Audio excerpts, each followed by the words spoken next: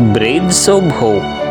Ang tulay na ito ang nagsisilbing tawiran ng mga taga Sitio Quintal, Sitio Baulan, Sitio Alitaytayan at iba pa upang makapunta sa kani-kanilang trabaho at makapamili ng pang-araw-araw na pangangailangan, lalo na sa panahon ng tag-ulan.